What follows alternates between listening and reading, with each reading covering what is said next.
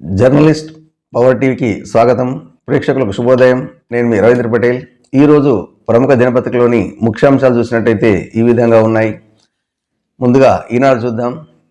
ప్రగతి చాటేలా భవిత చూపేలా ప్రజాపాలన విజయోత్సవ తొలి సభ అట్టహాసంగా ఏర్పాట్లు. నేడు వరంగల్కు సీఎం రేవంత్ రెడ్డి, మంత్రులు. కాళోజీ కళాక్షేత్రం వివిధ అభివృద్ధి పనులు ప్రారంభోత్సవం. రాష్ట్ర వ్యాప్తంగా 22 ఇందిరాశక్తి భవనాలకు శంకుస్థాపన.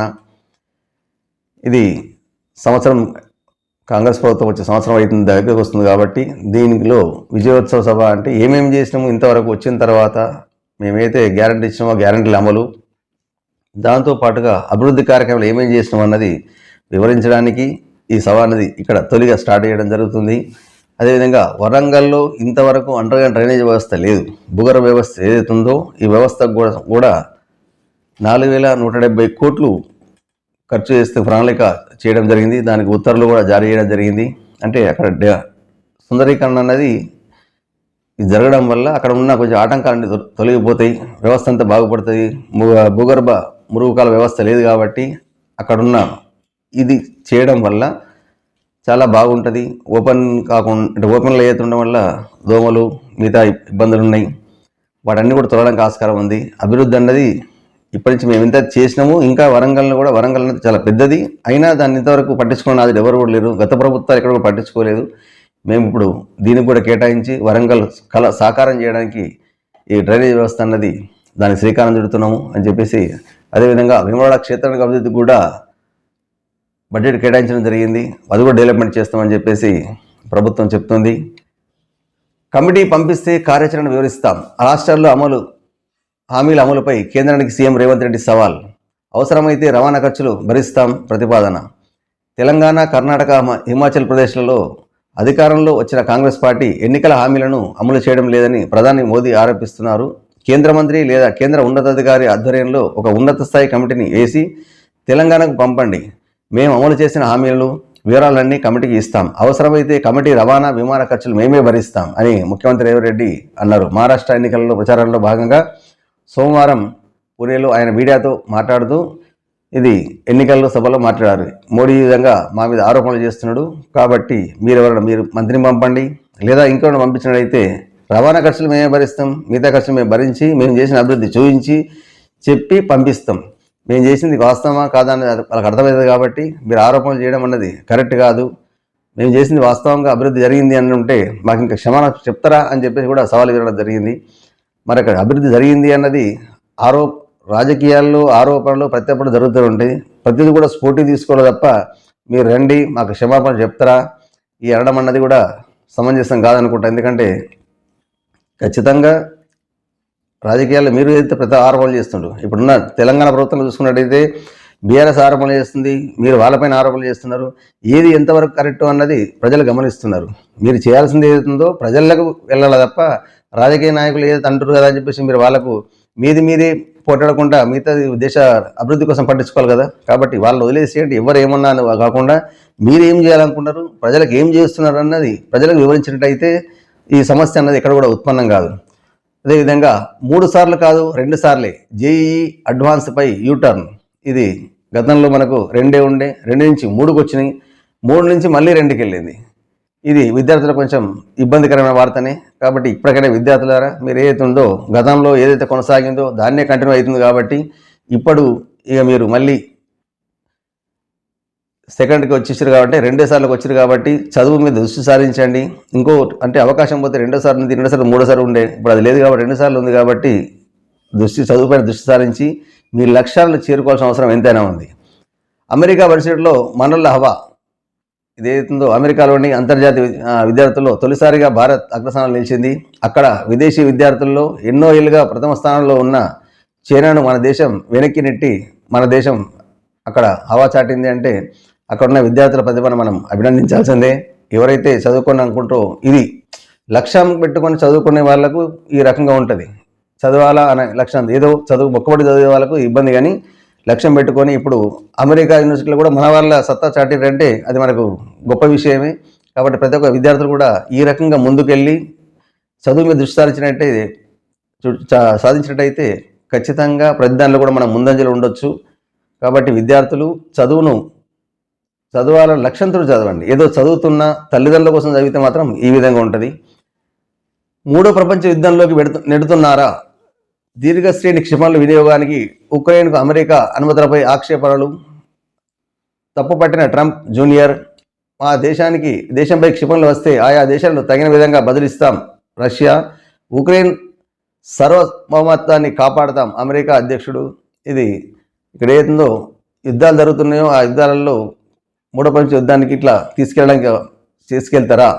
దానివల్ల నష్టం ఏం జరుగుతుంది?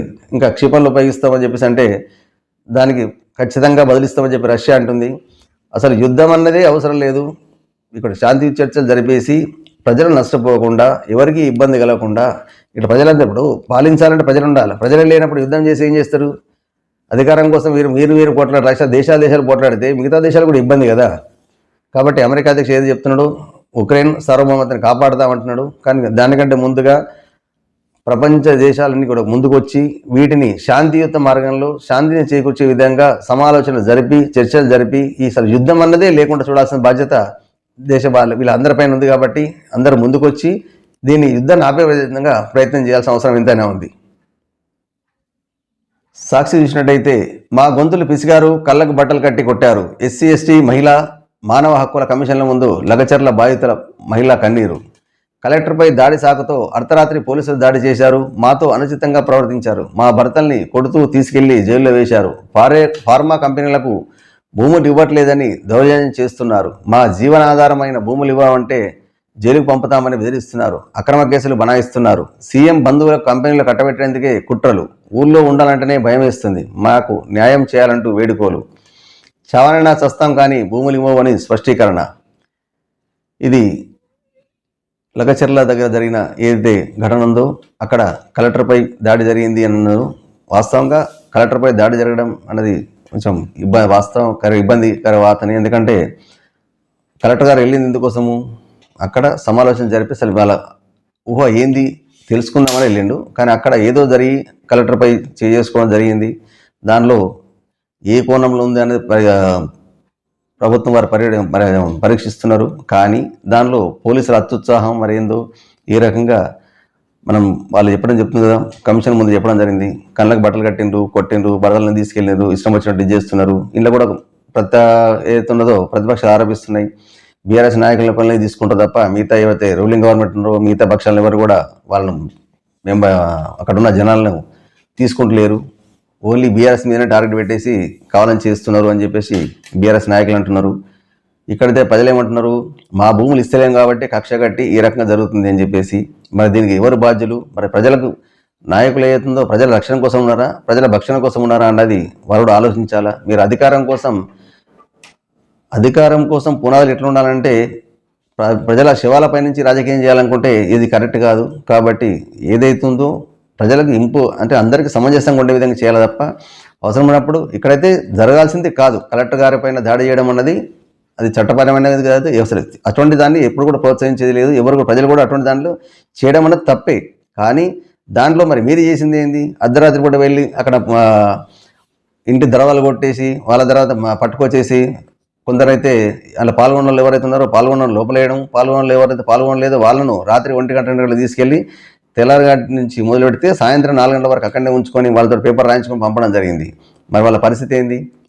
అంటే ఆ రాత్రికి తీసుకోవాల్సిన అవసరం వచ్చింది. ఊర్లో నుంచి పారిపోలే కదా ఉన్నోళ్ళు అయితే. మరి అత్యుత్సాహం ఏముంది పోలీసులది? అంటే అధికారంలో ఉన్న వాళ్ళ నాయకులకు కొమ్ముగాయడానికి పోలీసులు ఉన్నారా? పోలీసులు చట్టం ఏ విధంగా చట్టం ఏం చెప్తుంది? మీరు చట్ట పరిధిలో చేస్తున్నారా, లేకుంటే నాయకుల ప్రజల కోసం పోలీసులు ఉన్నారా, లేకుంటే నాయకుల కోసం పోలీసులు ఉన్నారా? అసలు పోలీసులు ఏం చేయాలనుకుంటున్నారు? నాయకులు చెప్పింది తినేసి మీరు అర్ధరాత్రి పోయేసి ఈ రకంగా అంటే చట్టాన్ని చేతిలో తీసుకోవద్దు అనేది ఏంటంటే ప్రజలకు చెప్పిండ్రో పోలీసుల్లో కూడా చట్టం చేతిలో తీసుకోవద్దు అంటే వాళ్ళకు కూడా ఒక నియమ నిబంధనలు ఉన్నాయా? లేకుంటే పోలీసులు ఏదైనా చేయొచ్చు అని చెప్పేసి అంటే చట్టం చెప్తుందా? దానికి ఖచ్చితంగా ఇప్పుడు కమిషన్ ఏదైతే వచ్చిందో మరి కమిషన్ వారు ఏ చర్య తీసుకుంటారు? దీని బాధ్యులు ఎవరు చేస్తారు? ఎవరెవరు బాధ్యులు? మరి ప్రజలకు కాపాడాల్సిన మానవ హక్కుల కమిషన్ మరి ఏం చెప్తుంది? ఎందుకంటే మానవ కూడా హక్కులు ఉన్నాయి కదా. ఎంతసేపు మీరు చూపిస్తున్నారు ఏంది? కలెక్టర్ గారి పైన దాడి జరిగింది కాబట్టి అమానుషం జరిగింది, ఓకే అంటారు. కాబట్టి కలెక్టర్ పైన దాడి చేసిన వాళ్ళు ఎవరైతే ఉన్నారో మీరు అక్కడ వీడియోస్ వచ్చినాయి, ఫొటోస్ వచ్చినాయి, దాన్ని పట్టుకొని చూసుకున్నట్టయితే వెరిఫై చేస్తే వాళ్ళందరూ తీసుకొచ్చేసి వాళ్ళని అడిగితే మీరు మామూలుగా అడిగితే సరిపోద్ది. దానికి కొట్టాల్సిన అవసరం వచ్చింది. ప్రతి దగ్గర ఏముంది, చట్టంలో ఏం చెప్తే ఎవరిని కూడా కొట్టాల్సిన అవసరం లేదు, ఎందుకు కొడుతున్నారు అని. కోట్లు కుంభకోణం చేసినోడేమో హాయిగా దర్జాగా తిరుగుతుంటాడు. ఇప్పుడు ఈ సమస్య వచ్చిన దానికి వాళ్ళని పట్టుకుని కొట్టడం ఏమున్నది? జనరల్గా మనం చూస్తుంటాం, ఇప్పుడు పేపర్లో వస్తుంటుంది ప్రతిసారి. పిక్ పక్కన పట్టుకొచ్చేమో పోలీసులు కొడుతుంటారు, కోట్ల కుంభకోణం చేసిన వచ్చేమో పోలీస్ స్టేషన్ కూర్చోబెడితే మనకి రాచ మర్యాదలు చేస్తుంటారు. అంటే ఇది ఎందుకు? సామాజిక న్యాయం, ఉన్నడకు న్యాయమా? కాబట్టి పోలీస్ వ్యవస్థలో కూడా మార్పులు చాలా అవసరం ఉన్నాయి. కాబట్టి మరి కమిషన్ ఏ విధంగా నిర్ణయం తీసుకుంటుంది? మహిళా అంటే హక్కులను, ఇప్పుడు ఎస్సీ ఎస్టీ మహిళలు ఉన్నారు, మిగతా మానవ హక్కులు ఉన్నాయి, ఈ హక్కులను మరి కాపాడుతారా? మరి ఏం జరుగుతుంది? ప్రజలకైతే నమ్మకం ఏంటంటే మానవ హక్కులు ఏదైతే కమిషన్ ఉందో ఆ హక్కుల కమిషన్లు ఏదైతే ఉన్నాయో మన హక్కుల కోసమే మనుషులందరికీ న్యాయం చేస్తుంది అన్న ఆలోచన, అంటే ప్రజలందరికీ న్యాయం చేసే విధంగా చేస్తుంది అన్న నమ్మకం ప్రజలకు ఉన్నది. మరి దానికి కమిషన్ ఏ విధంగా నిర్ణయం తీసుకుంటుంది అన్నది మనం వేచి చూద్దాం. అందరికైతే న్యాయం జరగాలని మనం కోరుకుందాం. ఇప్పుడు ఆ భూములు అయితే వ్యవసాయ భూములు ఉన్నాయి, మరి ఆ వ్యవసాయ భూములు వాళ్ళే తీసుకుంటారు. ఇవ్వకపోవడం వాళ్ళ వ్యక్తిగత విషయం. మీ ఫ్యాక్టరీ కోసము మీకు చేయాల్సిన మీ ఫార్మాసిటీ కోసం వీళ్ళకి ఇవ్వాల్సిన అవసరం వచ్చింది మీ దగ్గరనే. ఇప్పుడు వాళ్ళు అదే అంటున్నారు, వాళ్ళ భూములు ఉన్నాయి, వాళ్ళ భూములు ఇచ్చుకోమనండి, మా భూములు ఎందుకు పడ్డారు? వాళ్ళ భూములు 1000 ఎకరాలు ఉన్నాయి కదా, మరి అందరూ కలిసి తీసుకుంటే మీకే సరిపోతుంది కదా. మీ భూములు కాపాడుకుంటారు, మీరు దాచిపెట్టుకుంటారు, మా భూములకు తీయాలని మేము ఎందుకు ఇస్తాము అని చెప్పేసి వాళ్ళు చెప్పడం జరుగుతుంది. మరి దీని మీద ప్రభుత్వం ఏం స్పందిస్తుందా, కమిషన్ ఏ విధంగా చర్యలు తీసుకుంటుందా అన్నది మనం వేచి చూద్దాం. ఇప్పుడు రాహుల్ కొడంగల్ పోరాటంపై గొంతెత్తు, ఇది లగచర్లలో మీ సర్కార్ దౌర్జన్యం, రాజ్యాంగ రక్షకుడిగా నీకు కనిపించట్లేదా? కేటీఆర్, రేవంత్ ప్రభుత్వం అరాచకాలను పార్లమెంట్లో లేవనెత్తుతాం, ప్రధాని కేంద్రం ఈ అంశాన్ని సీరియస్గా పరిగణించాలి. ఇది వాస్తవమే, ఎందుకంటే దీని మీద కేంద్ర ప్రభుత్వం ఏదుందో ఇక్కడ జరిగిన దాని మీద దృష్టి సారించి నిజ నిర్ధారణ జరిగిన తర్వాత నష్టం జరిగిన వాళ్ళకి ఆదుకోవాల్సిందే, తప్పు చేసిన వాళ్ళు ఖచ్చితంగా శిక్షణ భరించాల్సిందే. ఇక బీజేపీ నేతల అరెస్ట్, లగచర్ల వెళ్తుండగా మోయినాబాద్ వద్ద ఎందుకు అదుపులోకి తీసుకోవాల్సిన అవసరం వచ్చింది? వాళ్ళు పోయి ధర్నా చేస్తలేరు కదా, వాళ్ళు కూడా చెప్పాలనుకోండి. ప్రతి దగ్గర ప్రతి మనిషికి హక్కులు ఉన్నాయి. వాళ్ళు నాయకులు కావచ్చు, అక్కడ ఇల్లు ఏం చేస్తా అనుకున్నారు? పోయి అక్కడ కమిషన్ కలిసేసి వాళ్ళు చెప్పాలనుకుంటే చెప్తారు. చెప్పడానికి మీరు అదుపులో తీసుకోవాల్సిన వచ్చిందంటే మనది ఏదైనా బయటపడతానా, అక్కడ ఎందుకు జరుగుతుంది అన్నది ఒకసారి వాస్తవంగా ప్రతిసారి ఎప్పుడు చూసినా కానీ రూలింగ్ గవర్నమెంట్లో ఉన్నప్పుడు ప్రతిపక్షాలు ఎక్కడ పోయినా ఏ గవర్నమెంట్ రూలింగ్ ఉన్నా అంతే, ఏమన్నా మీద వాళ్ళు పోతున్నారు అనేటప్పటికీ వాళ్ళు అడ్డుకోవడం, వాళ్ళ వాయిస్ మొత్తం నొక్కేస్తుంటారు. ఎందుకు నొక్కాలి అవసరం వచ్చింది? ప్రతి దాంట్లో వాక్ స్వాతంత్రం ఉంది, ప్రజలకు జీవించే హక్కు ఉన్నది, చెప్పే హక్కు ఉన్నది. కాబట్టి వాళ్ళు పోయి చెప్తారు, కమిషన్కు వాళ్ళు చెప్పాలనుకుంటే చెప్తారు. కమిషన్ వాస్తవమా కాదా అని నిర్ణయం తీసుకుంటుంది కదా. అలా కాకుండా ఎంతసేపు పోయే వాళ్ళని అడ్డుకోవడం, ఇది ఎంతవరకు సమంజసం అన్నది అసలు ప్రజలు కూడా గమనిస్తున్నారు. అధికారం ఇప్పుడు కూడా ఎవరికి అధికారం శాశ్వతం కాదు, అధికారంలో మార్పు చేర్పు జరుగుతూ ఉంటాయి. మీరు ఏదైతే అనుకుంటారో ప్రజలకు మంచి చేస్తున్నామని మీరు అనుకోవడం కాదు, ప్రజలు అనుకోవాలి. ఈ ప్రభుత్వం ప్రజలకు మాకు మంచి చేస్తుంది అని అనుకునే వరకు మీరు ఉండాలి తప్ప మీరే ఏమంటారు, మనమే భుజాలు తట్టుకొని శబాష్ మనం మస్తు పని చేస్తున్నాం, ఈ మనంత పని ఎవరు చేయలేదు అని మీరు గొప్ప చెప్పుకోవడం కాదు. ప్రజల నుంచి గొప్పతనం అనేది ప్రజల నుంచి రావాలి. ఈ ప్రభుత్వం మంచి చేసింది అని చెప్పేసి అన్నట్టయితే మీరు ఇంకా వచ్చే ఎలక్షన్లు కాదు, ప్రతిసారి కూడా మీరే పరిపాలించవచ్చు, కాంగ్రెస్ ప్రభుత్వమే ఉండొచ్చు. దానికి ఉండాలంటే ప్రజల్లో ఉండాలి కదా. అలా కాకుండా ప్రజల్ని ఒక తరఫున హింసించడము, ఇంకో తరఫున మేము పంచిపెడుతున్నాం, బాగా చేస్తున్నాం అని చెప్పేసి మీరు ఇప్పుడు కూడా ఏం చెప్పారు, మోదీకి సవాల్ కూడా విసరడం జరిగింది. మేము ఎంత మంచి చేస్తున్నాము, ఏం కదా మీరు రండి అని చెప్పేసి. ఇక్కడనేమో ఈ రకంగా ఉన్నది, మీరు ఎక్కడ పక్క రాష్ట్రం పోయేసేసి మేము మస్తు చేస్తున్నాం, తెలంగాణ మొత్తం అభివృద్ధి చెందింది, తెలంగాణ వెలిగిపోతుంది అనే టైప్లో మీరు చెప్తున్నారు. మరి అది ఎంతవరకు అన్నది ఒకసారి అందరు నాయకులు ఏదైతే ప్రతిపక్షాలున్నా విమర్శించేటప్పుడు మీరు ఒకసారి పరిపాలన రూలింగ్ ఉన్న గవర్నమెంట్లో ఉన్న నాయకులైనా పర్లేదు, ఒకసారి ఆత్మవిమర్శ చేసుకోండి. రాజకీయాల కోసం ఎవరెవరినో బలి చేయకండి. రాజకీయంగా ఎక్కడ ఉండాలి తప్ప ఇక్కడ ప్రజల జీవితాలతోటి, వాళ్ళ భూములతోటి, వాళ్ళ కుటుంబాలతోటి మీరు ఈ విధంగా చేయడం అన్నది కరెక్ట్ కాదు. కాబట్టి ఒకసారి రాజకీయాలు పక్కబెట్టి మానవత్వంతో ఆలోచించండి. ఇటువంటి సంఘటనలు పునరావృతం కాకుండా చూడాల్సిన బాధ్యత ప్రభుత్వంపై ఉంది. సంక్రాంతికి సన్నబియ్యం లేనట్టే చూచాయగా వెల్లడించిన పౌర సరఫరా శాఖ కమిషనర్ చౌహాన్. బియ్యం ఇచ్చేందుకు ఇబ్బంది లేదు, కానీ కొత్త బియ్యం వంట సరిగా కాదు.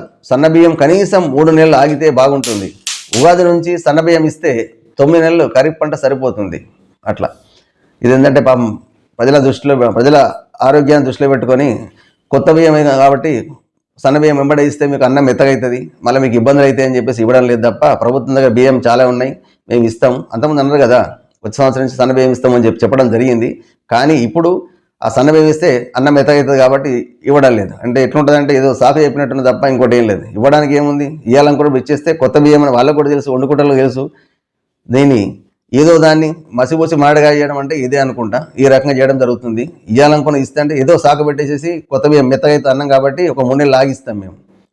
గతంలో కూడా ప్రభుత్వాలు చెప్పడం జరిగింది, సన్న బియ్యం మా ఇంట్లో ఏది తింటుండో నా మనముడు ఏది తింటుండో అదే ఇస్తే అందరు ప్రజలందరూ అదే తింటారు, స్కూల్లో పిల్లలందరూ అదే తినాలా అని చెప్పేసి అన్నారు. అది చెప్పడం వేరు, వాస్తవం జరుగుతున్నది వేరు. దాని మీద పరీక్షించింది ఎవరు, పరిశీలించిన ఎవరైనా నాయకులు పోయి సన్న బియ్యం వస్తున్నాయా అని చెప్పేసి మాటలు కోటలు దాటుతున్నాయి, ఇది మాత్రం వీళ్ళు దాటలేదు అనే టైప్లో ప్రతిసారి కూడా ఏ ప్రభుత్వం ఉన్నా అదే చెప్తున్నది.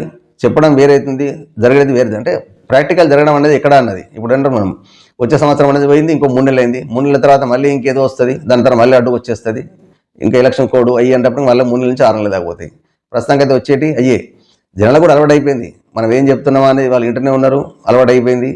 ఈ రకంగా కాకుండా ఏ నిర్ణయం తీసుకున్నా పూర్తి స్థాయిలో తీసుకొని ఇవ్వాలనుకున్నది ఇచ్చేయండి. దానికి ఏదో సాకులు చెప్పేసి మళ్ళీ 3 నెలల తర్వాత చూద్దాం లేండి, 3 నెలల తర్వాత మళ్ళీ ఏమంటారు, ఎలాగో దొడిపోయింది అలవాటు అయిపోయింది కాబట్టి అదే తింటారు. అట్లా ఇబ్బంది ఏం లేదు ప్రజలకు. మీరు సన్నమే ఇస్తారు, ఆశలు కల్పించకండి. ఆశ పెట్టేది ఉందో కరెక్ట్ చేస్తా అనుకున్నప్పుడు ఆశలు కల్పించాలి తప్ప ఈ రకంగా చేయడం అన్నది అది ప్రభుత్వానికి తెలుసు, మరి ప్రజలు కూడా గమనిస్తారు. కాబట్టి మీరు అంటారు కదా ప్రజలు గమనిస్తున్నారు, మేము మస్తు చేస్తున్నాం చాలా చేస్తున్నామని. మీరు చేసింది ఏదైతుందో దాన్ని బట్టి ఒకసారి ప్రజలు గమనిస్తున్నారు. కాబట్టి ఏదన్నా చేసేదే చెప్పండి, చేసిందే చెప్పండి. అట్లా తప్ప ఏదో వాగ్దానాలు చేసి ప్రజలందరినీ మభ్యపెట్టకండి. పరీక్షల వేళ ఫీజుల పేచి, ఫీజు రియంబర్స్మెంట్ ఏదుందో దానికోసం ప్రైవేట్ డిగ్రీ కాలేజీల పట్టు. ఇది మరోసారి యాజమాన్యాల ఆందోళన బాట. ఇంతకుముందే దసరా తర్వాత 4 రోజులు కాలేజీల మూత, వారంలో ఫీజులు చెల్లిస్తామన్న సర్కార్ హామీతో తెరిచిన తీరు, నెలైనా ఇవ్వకపోవడంతో డిగ్రీ సెమిస్టర్ పరీక్షల బహిష్కరణకు నిర్ణయం. ఇది గతంలో కూడా ఫీజు ఏదైతుందో ఆ రియంబర్స్మెంట్ ఏదైతుందో దాని కొరకు అని చెప్పేసి 4 రోజులు కాలేజీ బంద్ చేయడం జరిగింది. చర్చలు జరిపిండ్రు, మేము చెల్లిస్తామని చెప్పారు. మరి నెల అయినా ఇంతవరకు ఏం రాలే కాబట్టి ఇప్పుడు మళ్ళీ కాలేజీలు మూతపడుతున్నాయి. అంటే ప్రైవేట్ కాలేజీలు అవుతున్నాయో వాళ్ళు బంద్ చేయడం జరిగింది. మరి ఎగ్జామ్స్ కూడా ఉన్నాయి. మరి దీని మీద విద్యార్థులకు విద్యా సంవత్సరంలో కొంచెం ఆటంకాలు ఏర్పడతాయి. మరి ప్రభుత్వం వారు గొప్పలు చెప్తాను అంటున్నాం కదా, మరి విద్యార్థుల గురించి వాళ్ళ భవిష్యత్తు గురించి ఆలోచించే సమయం లేదా? ఎలక్షన్ల మీద మీరు బయట రాష్ట్రాలు జరిగే ఎలక్షన్ల మీద అయితే దృష్టి సారిస్తున్నారో మరి విద్యార్థుల జీవితాల గురించి పట్టించుకునేది లేదా? విద్యార్థుల భవిష్యత్తు ఏం చేయాలనుకున్నారు?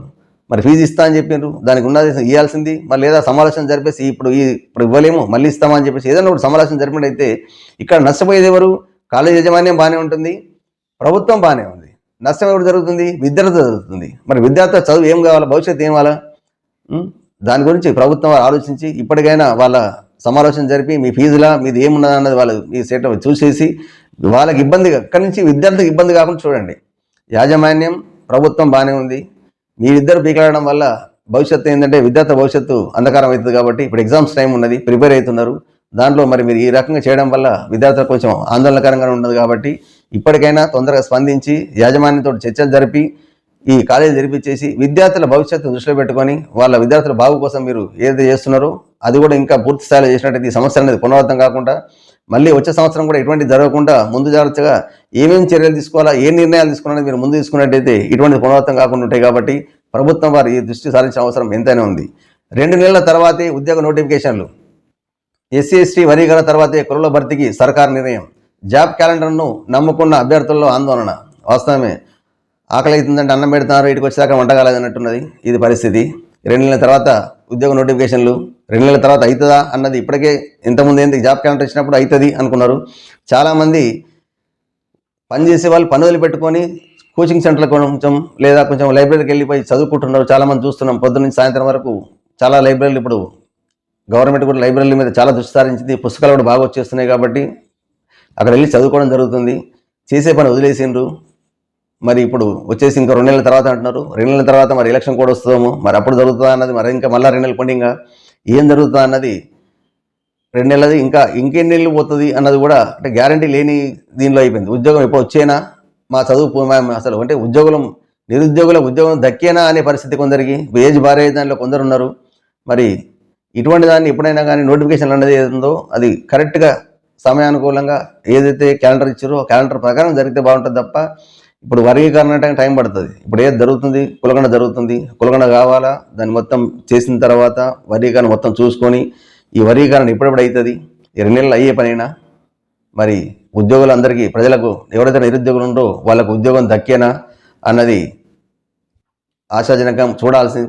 ఇప్పుడు ఏదైతే నిరుద్యోగులు ఉండో వాళ్ళ ఆశ అడే ఆశ అయ్యేనా, ఆశ ఫలించేనా అన్నది మరి ప్రభుత్వం మీదనే ఉంది. కాబట్టి మరి ప్రభుత్వం ఏ నిర్ణయం తీసుకుంటుందో వేచి చూద్దాం. ప్రజా జాగృతి పత్రిక చూసినట్టయితే మళ్ళీ హైడ్రా యాక్షన్ షురు. రోడ్డుని ఆక్రమించి కట్టిన ఇల్లు నీలమట్టం. ఇది హైదరాబాద్లో యాక్షన్ షురు అయింది. తాజాగా సంగారెడ్డి జిల్లా అమీనాపూర్ మున్సిపల్ పరిధిలో వందనపురి కాలనీలో కూల్చివేతలు చేపట్టింది. హైడ్రా సర్వే నంబర్ 848లో రోడ్డును ఆక్రమించి ఓ వ్యక్తి అక్రమంగా ఇంటి నిర్మాణం చేపట్టడంతో కాలనీ సొసైటీ ప్రతినిధులు మున్సిపల్ అధికారులకు ఫిర్యాదు చేశారు. కానీ ఆ ఫిర్యాదును మున్సిపాలిటీ అధికారులు పట్టించుకోలేదు. దాని తర్వాత వాళ్ళు కోర్టుకు వెళ్ళడం జరిగింది. కోర్టుకు వెళ్ళిన తర్వాత కోర్టులో వాదవాదాలు జరిగి కొన్ని సంవత్సరాల తర్వాత కోర్టు తీర్పు ఇవ్వడం జరిగింది. ఇప్పుడు మళ్ళీ హైడ్రా యాక్షన్ తీసుకోవడం జరిగింది. అక్కడ ఉన్న ప్రజలు ఏమంటున్నారు, మున్సిపల్ అధికారులు ఏదైతే పర్మిషన్ ఇచ్చి ఇల్లు కట్టించారు, మరి మున్సిపల్ పరిధిలో ఆపలేకపోయినారు. అధికారులు వచ్చిండ్రు, ఏం చేయాలి లాస్ట్కి మరి అధికారులకు సంప్రదించినా, ఎవరికి దరఖాస్తు పెట్టినా ఎవరు కూడా ఏం చర్యలు తీసుకోలేదు. అక్కడ ఉన్న మున్సిపల్ అధికారులే చెప్పడం జరిగింది మీరు కోర్టుకు వెళ్ళండి అని. మరి మున్సిపల్ అధికారులు ఉన్నది ఎందుకోసం అంటే పేదోడిల్లు ఒక రకంగా, ఉన్నోడిల్లు ఒక రకంగానా? మరి అక్కడ ఉన్న అధికారుల పైన కూడా ప్రభుత్వం వారి చర్యలు తీసుకోవాలి. పేదోడు ముందుకు రాగానే ఎంబడ వచ్చేస్తుంది. అక్కడ వచ్చి మున్సిపల్ అధికారులు అందరూ కట్టకట్టుకుని వస్తారు కురగొట్టడానికి అని కురగొట్టిపోతారు. మరి ఉన్నోళ్ళు ఇల్లు పెద్ద పెద్ద ఇల్లు కాబట్టి చాలా ఇల్లు రోడ్డు పైకి వచ్చినాయి. రోడ్డు రావడం అంటే వ్యవస్థ పోవడానికి దారి లేకుండా అవుతుంది, ఇబ్బంది అవుతుంది అని చెప్పేసి కాలనీ వాసులు మొత్తం టీం వర్క్ తయారయ్యి మీరు కంప్లైంట్ ఇచ్చినట్టయితే మీరు కంప్లైంట్ అయితే బుట్ట దాఖలు చేయడం అన్నది, దాని తర్వాత వాళ్ళు కాలనీ వాసులు అంతా కలిసి కోర్టుకు వెళ్ళేది వరకు న్యాయం లభించలేదంటే మరి అధికారుల అలసత్వమా, లేకుంటే అక్కడ అమ్మాయికి అలవాటు అయిపోయి దాన్ని ఊరుకున్నారా అన్నది, దాని మీద ప్రజలు ఏమర్థం చేసుకోవాలన్నది అధికారులు ఒకసారి. మరి అధికారులు ఉన్నది ఎందుకోసం?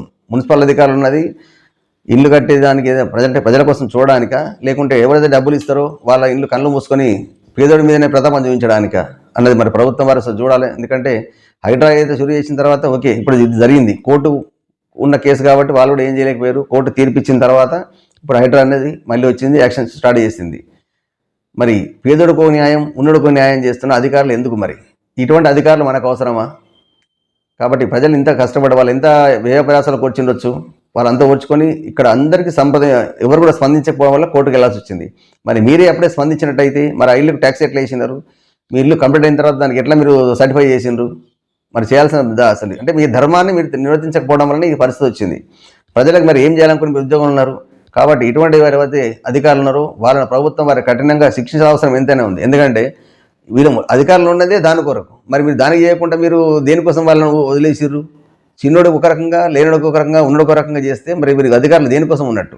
కాబట్టి ఇప్పటికైనా ఇప్పుడు ఆ ఇల్లు ఏదైతే కూలుస్తున్నారో అన్నది ఒక విషయం అయితే, అప్పుడు ఆ టైంలో ఎవరైతే అధికారులు ఉన్నారో వాళ్ళు ఏ స్థాయిలో ఇప్పుడు ప్రమోషన్లో ఉన్న అధికారులు ఖచ్చితంగా ఎంక్వైరీ చేసి వాళ్ళ మీద ఖచ్చితంగా చట్టపరమైన చర్యలు తీసుకోవాలి. ఎందుకంటే ఇది బాధ్యత రాహిత్యం. పదవిలో ఉండి ఈ పదవి కరెక్ట్ పని చేయనప్పుడు అతను ఏం పని చేసినట్టు? మరి అధికారి ఉండేందుకు? మనకు చేయాల్సిన బాధ్యత ధర్మం, కనీస ధర్మం అనేది విద్యుక్త ధర్మం నిర్వర్తించాలి కదా. అది చేయలేదు ఆయన.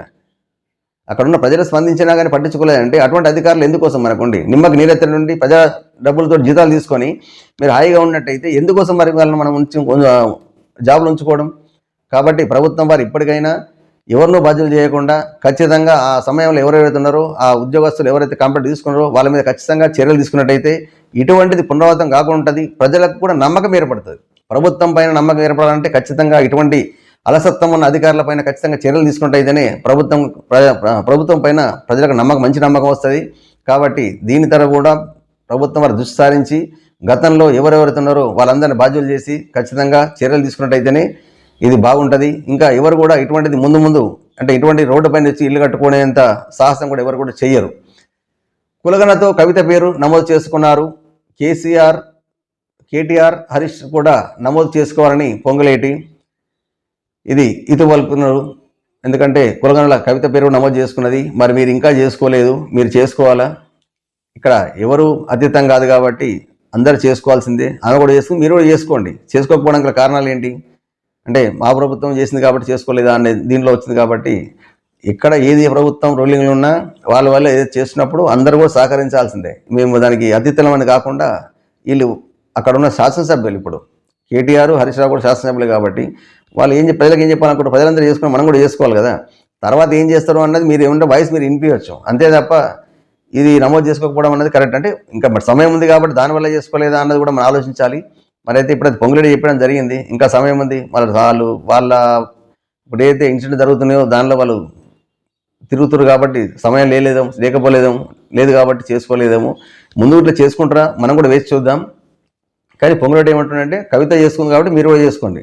ఇప్పుడు ఎవరో చేసుకుంటే వీళ్ళు చేసుకోవడం అవసరం లేదు. వీళ్ళ సమయం వచ్చినప్పుడు వీళ్ళు టైం ఉంది కాబట్టి ఆ టైం వాళ్ళకి చేసుకుంటాం. ఆ సమయం కూడా అయిపోయిన తర్వాత కూడా చేసుకున్నప్పుడు మీరు ఏమన్నా వాళ్ళ మీద కామెంట్ చేయొచ్చు. అంతే తప్ప ముందే మీరు చేసుకోండి అని ఇట్లా వాళ్ళకు సమయం ఉంది కదా. ఇంకో వార్త చూసుకున్నట్టయితే వందే భారత్ రైలు భోజనంలో కీటకాలు, స్పందించిన రైల్వే శాఖ 50,000 రూపాయల జరిమానా. ఇది అక్కడక్కడ మనం చూస్తున్నాం. ఇప్పుడైతే హైదరాబాద్లో అయితే ఫుడ్ దాంట్లో చాలా ఇబ్బందికరంగా ఉన్నాయి. ఫుడ్ సరిగ్గా సేఫ్ లేదు తినడానికి. అదేవిధంగా ఈ బాధ రైలు ప్రయాణికుడికి వచ్చింది. ఇది వందే భారత్ రైలు వచ్చింది. దీన్ని ఒక కాంగ్రెస్ నాయకులు దాన్ని తీసి ఇప్పుడు పార్టీ అడగడం జరిగింది. ఎక్స్ వేదికగా స్పందించి దాన్ని పెట్టితే దాని మీద చర్యలు తీసుకుంటామని చెప్పేసి ఎవరైతే దాని ఉందో చర్యలు తీసుకోవడం జరిగింది. దానికి 50,000 రూపాయలు జరిమానా విధించారు. జరిమానాతోటి సమస్య తీరిపోదు. ఇక ముందు ఇటువంటి పునరావృతం కాకుండా చూసుకోవాల్సిన బాధ్యత ఒకటి ఉన్నది. ఎందుకంటే ప్రయాణికులు ప్రయాణం చేసేటప్పుడు శుద్ధిగా హైజెనిక్గా ఫుడ్ ఉండే విధంగా చూడాలి తప్ప అది కూడా సజీవ కీటకాలు అంటే ఇంతకుముందు చూస్తున్న కొన్నిట్లలో చనిపోయిన కీటకాలు వస్తున్నాయి. ఇక్కడ సజీవ కీటకాలు వస్తున్నాయి అంటే చూడకుండా మూత పెట్టిన మరి ఏం జరిగింది అంటే అంత హైజెనిక్ ఉందన్నట్టు అక్కడ. ఇప్పుడు ఏమంటే సజీవ కీటకాలు రావడం అంటే మనం అంటున్నాం కదా, కొన్ని జీవులు కొన్ని చైనా ప్రాంతాలు అక్కడ తిరుగుతుంది, బతుకున్న కీటకాలు తింటూ ఉంటారు. మరి ఇక్కడ దీని ఉద్దేశం ఏంది అర్థం కాలే. అంటే అంత హైజెనిక్ ఉన్నది ఫుడ్, ఎంత నీట్గా మెయింటైన్ చేయాలా, అది ఏం చేస్తున్నా అన్నది మరి అక్కడ ఉన్న క్యాంటీన్ ఎవరైతే ఉన్నారో దాని మీద నిర్వహణ లోపం బాగుంది కాబట్టి పరిశుభ్రత లేదు. ప్రయాణికుల ఆరోగ్యం పట్ల ఆందోళన వ్యక్తం చేస్తున్నారు. అక్కడ అంటే డబ్బుల మీద వ్యామోహం తప్ప ఈ చేయాల్సిన సర్వీస్ మీద మాత్రం ఏం లేదు. కాబట్టి ఇప్పటికైనా అధికారులు స్పందించి ఇప్పుడు 50,000 జరిమానా చేతులు దులుపుకున్నాం. ఇటువంటి పునరుద్ధరణ కాకుండా ఒకటి అక్కడ ఎక్కడైతే వంటశాల ఉందో ఆ వంటశాలను పరిశుభ్రత ఉందా లేదా అన్నది పర్యవేక్షించాల్సిన అవసరం కూడా అక్కడ ఉన్న అధికారులపై ఉంది. కాబట్టి నిరంతరంగా మీరు చేస్తూ ఉంటేనే ఈ సమస్య అనేది ఉత్పన్నం కాకుండా ఉంటుంది. అలా కాకుండా మీరు నిమ్మకి నీరెత్తినట్టు అయిపోయి అధికారులు అది ఆఫీసులకి పరిమితం అయిపోయినట్టయితే ఫుడ్ సేఫ్టీ అధికారులు ట్రైన్లో కూడా పరీక్షించే అవసరం ఎంత ఉంది. కాబట్టి ఇప్పటికైనా మీరు ఆఫీసులు వదిలండి. క్షేత్రస్థాయిలో అంటే ఎక్కడెక్కడైతే ప్రయాణికులు వచ్చి ట్రైన్ ఆగినప్పుడు మీరు అక్కడ పోయి ఇన్స్పెక్షన్ చేసినట్టయితే ఈ సమస్య అనేది పునరావృతం కాకుండా ఉంటాయి. కాబట్టి అధికారులు ఇప్పటికైనా స్పందించి ప్రయాణికుల ఆరోగ్య దృష్ట్యా మీ విద్యుక్త ధర్మాన్ని నిర్వర్తిస్తే ఈ సమస్యలు అనేది పునరావృతం కాకుండా ఉంటాయి. విమానంలో సిగరెట్ తాగిన ప్రయాణికుడు అరెస్ట్. ఇది మరి దారుణం. మరి తెలిసి చేస్తారా కావాలని చేస్తారా అన్నది ఇది కొందరికి అర్థం కాని పరిస్థితి.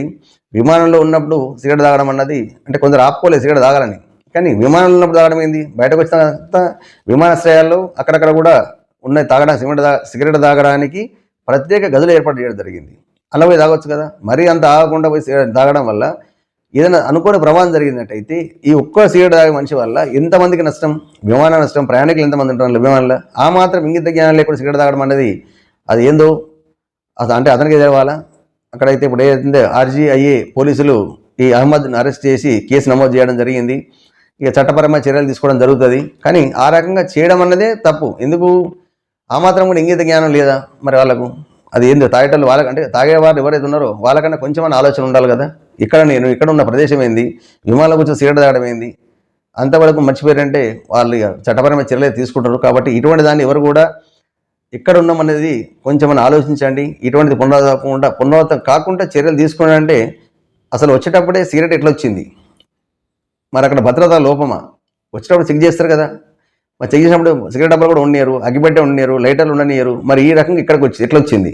దీని మీద కూడా మన అధికారుల నిర్లక్ష్యమేనా? ఇది కూడా మనం ఆలోచించాల్సింది. సిగరెట్ ఏ రకంగా వచ్చింది అన్నది. కాబట్టి భద్రత లోపం అంటే ఇప్పుడు సిగరెట్ తీసుకొచ్చింది కాబట్టి భద్రత తీయదైంది. అదే కాకుండా ఇంకేమైనా తీసుకొచ్చినట్టయితే దాని పరిస్థితి ఏంది? కాబట్టి భద్రతా లోపం కూడా ఉంది. కాబట్టి అది కూడా ఎవరైతే ఎక్కడి నుంచి వచ్చిండో చూసుకొని ఆ భద్రత ఎవరైతే చెక్ చేసారో అక్కడ ఉన్న అధికారులపై కూడా చర్యలు తీసుకోవాలి. ఎందుకంటే అది కంపల్సరీ కదా. అది లేకుంటే ఇట్లా అక్కడ గేట్ దాటుకొని వచ్చిండో అంటే మరి సిగరెట్ ఏ విధంగా వచ్చింది? గేట్ దాటిండో అంటే మనం కనిపెట్టిన అంటే నిర్వహణ లోపం అనేది ఖచ్చితంగా కొట్టేసం కనబడుతుంది. కాబట్టి ఈ ప్రయాణికుడినే బాధ్యత చేస్తూ కాకుండా ఎక్కడైతే గేట్ దాటి వచ్చిండో అక్కడ ఉన్న అధికారులను కూడా బాధ్యత చేయాల్సిన అవసరం ఎంతైనా ఉంది. కేసీఆర్ను మించిన నియంత్రణ రేవంత్. ఇది వికారాబాద్ జిల్లాలో లగచర్లలో జిల్లా కలెక్టర్పై దాడి ఘటన రాష్ట్ర వ్యాప్తంగా తీవ్ర సంచలనం సృష్టించింది. ఈ ఘటనకు సంబంధించి ఇప్పటికే పలువురిని పోలీసులు అరెస్ట్ చేశారు. అయితే సోమవారం లగచర్ల వెళ్లేందుకు యత్నించిన మహబూబ్ నగర్ ఎంపీ బీజేపీ నాయకురాలు DK అరుణ రంగారెడ్డి జిల్లా మోయినాబాద్ వద్ద పోలీసులు అడ్డుకున్నారు. ఈ సందర్భంగా పోలీసుల తీరుపై ఆమె ఆగ్రహం వ్యక్తం చేశారు. తెలంగాణలో ప్రజాస్వామ్యం ఉందా, చచ్చిపోయిందా అంటూ పోలీసులపై మండిపడ్డారు. ఒక ఎంపీగా తన సొంత నియోజకవర్గాన్ని పర్యటించనివ్వరా అంటూ పోలీసులను ఆమె నిలదీశారు. ఇక పోలీసులు అనుసరిస్తున్న వైఖరిని బీజేపీ నేతలు ఖండించారు. పోలీసులు జులుం రక్షించాలంటూ వారు పెద్ద పెద్ద నినాదాలు చేశారు. ఇదేం దౌర్జన్యం అంటూ పోలీసులను డీకే అరుణ సూటిగా ప్రశ్నించారు. ఏదేమైనా కొడంగల్ రేవంత్ రెడ్డి జాగీరా అంటూ పోలీసులను ఆమె నిలదీశారు. ఎక్కడి నుంచో వచ్చి ఇక్కడ తమ రైతులను కొట్టుతున్నారని ఈ సందర్భంగా డీకే అరుణ ఆవేదన వ్యక్తం చేశారు. ఒక మినిస్టర్ రేవంత్ రెడ్డి కొడంగల్ ఒక నియోజకవర్గానికే తాను ఎంపీ కాదని ఆమె స్పష్టం చేశారు. సొంత నియోజకవర్గంలో లా అండ్ ఆర్డర్కి కంట్రోల్ చేసుకోలేకపోతే తనను ఆపుతావా అంటూ సీఎం రేవంత్ రెడ్డిపై ఎంపీ డీకే అరుణ విమర్శలు చేశారు. రాష్ట్రంలో అరాచక పాలన సాగుతుందని ఆరోపించారు. మిస్టర్ రేవంత్ రెడ్డి, నీ జూలుం ఇక్కడ సాగదు, ఖబర్దార్ అంటూ సవాల్ విసిరారు. ఎక్కడి నుంచో వచ్చి ఇక్కడ రాజకీయాలు చేస్తానంటే సాగదని స్పష్టం చేశారు. నీకు అంత దమ్ము ఉంటే సీఎం పదవికి రాజీనామా చేయాలని డిమాండ్ చేశారు. రాజీనామా చేసి కొడంగల్లో పోటీ చేయి, ఎన్నికలకు రా, చూసుకుందాం. సీఎం రేవంత్కు ఎంపీ డీకే అరుణ సవాల్ విసిరారు. రాష్ట్రంలో కేటీఆర్ను మించిన నియంతల రేవంత్ తయారయ్యారంటూ ఆమె మండిపడ్డారు. ఇప్పుడు ఒక గౌరవమైన స్థానంలో ప్రజలందరూ ఎన్నుకున్న నాయకురాలు ఎంపీ, అది కూడా సొంత నియోజకవర్గం కాబట్టి ఆ నియోజకవర్గానికి పోవడానికి కూడా పోలీసులు అడ్డుకోవడం ఎంతవరకు సమంజసం? మరి అక్కడ వాళ్ళకి జరిగిన ప్రజలకు ఏతుందో కమిషన్ వచ్చింది, ఆ కమిషన్ ముంగట గౌరవ ఎంపీ గారు కాబట్టి ఆయన పోయి ఏమైనా చెప్పాలనుకుండొచ్చు. ప్రజల తరఫున ఏం జరిగింది అన్నది ఆమెకు తెలిసిన విషయం చెప్తుంది కదా. మరి అడ్డుకోవడం పోలీసుల అత్యుత్సాహం ఏంది? వాస్తవమే కదా. ముఖ్యమంత్రి ఎవరి పరిధులు వాళ్ళకు ఉన్నాయి.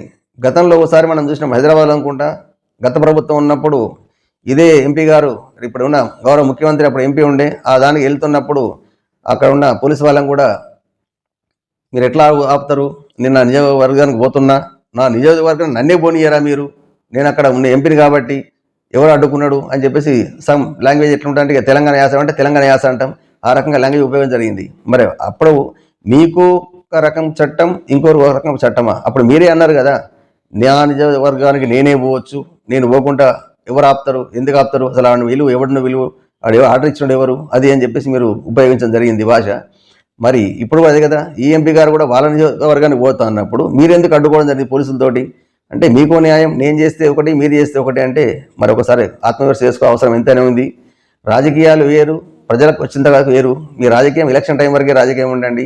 దాని తర్వాత చట్టపరంగా, రాజ్యాంగపరంగా వీళ్ళంతా ప్రజలు ఎన్నుకున్న నాయకులే కాబట్టి వాళ్ళ పరిధులు వాళ్ళకు ఉంటాయి. ఏ పార్టీ అనేది కాకుండా ఇప్పుడు అదే మీ పార్టీ వాళ్ళు ఇప్పుడు రూలింగ్ ఉన్న గవర్నమెంట్ వాళ్ళు వెళ్తే వెళ్ళనిస్తారు, ప్రతిపక్షాలు వెళ్తే వెళ్ళనియకుండా అంటే ప్రతిపక్షాల బొత్తులు ఒక్కడమే కదా. ప్రతిపక్షాల వాయిస్ ఎందుకున్నది? ప్రతిపక్షాలు ఉన్నాయే ప్రజల పక్షాన వాయిస్ వినిపించడానికి. మీరున్నది వాళ్ళ వాయిస్ వినండి, దాన్ని ప్రతిదీ కూడా మంచిని స్వీకరించండి, చెడును స్వీకరించండి. అధికారంలో ఉన్న వాళ్ళు అందరూ అన్ని స్వీకరించినట్టయితేనే దానిలో నుంచి మంచిని స్వీకరించిన తర్వాత ప్రజలకు ఏ విధంగా బాగుపడుతుందని ఆలోచన చేయాలి తప్ప ఈ రకంగా వాళ్ళ హక్కులను మీరు కాలరాయడం అన్నది అది ఎంతవరకు అన్నది ప్రజలు కూడా గమనిస్తున్నారు.